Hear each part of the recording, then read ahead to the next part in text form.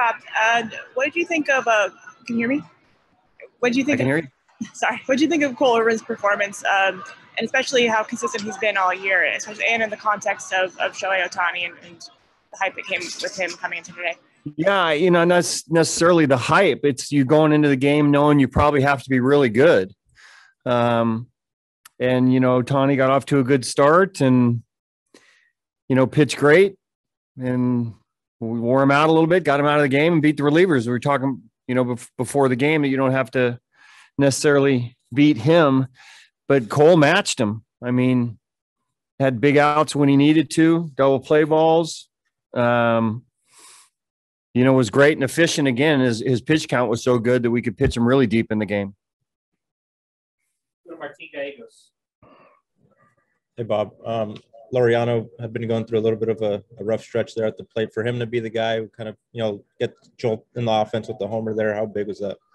It was huge. I mean, it seems like it's in a game like that when it's zeros and it gets going like that after 6 innings, 0-0, it might be one swing of the bat that wins a game. And, we've seen Ramon do it a lot. But I think as far as his confidence goes, that's going to go a long way. I don't think Cishak has given up a home run this year to righty or a lefty. So that's just a huge at bat, and, fought his way through the at bat and finally got a ball that he could handle, get in the air. And, that was a big hit for him. So hopefully that goes a long way for him. Not that he's unconfident. He's always confident, but when you're going through a little bit of a rut, a home run like that can do wonders for you. Matt Kawahara. Hi, Bob. What was just the defensive impact today, just both with the relay play from Laureano to Andrus, and then obviously Chapman's catch at the end? Yeah, I had no idea that he even caught it from my vantage point until I heard. I mean, he just ran out of room for me. But it's one of those pretty determined runs after a ball that he was just going to get it no matter what got in his way, and that's what happened there.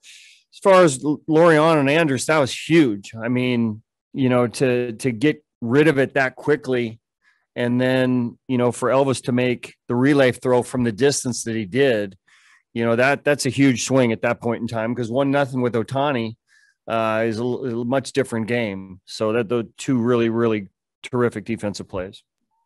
And you also mentioned just beforehand, just wanting to try to drive Ohtani's pitch count up, and he was at 96 after 6 innings, and right. Obviously the offense kind of woke up after he left. It just how big was that, just being able to get that count up?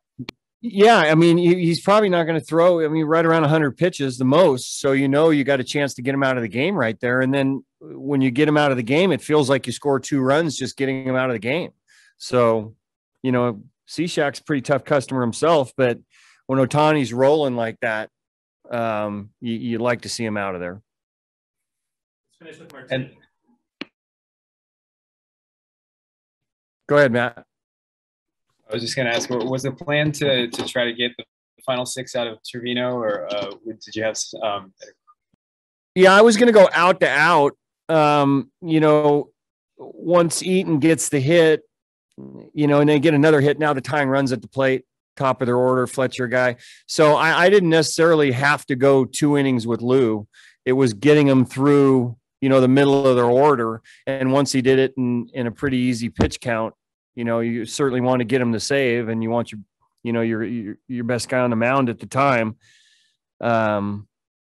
So yeah, not necessarily 2 innings from the start. And he has not pitched since the All-Star break. So he's basically gotten a week off. All right. Thank you. Thanks, Bob.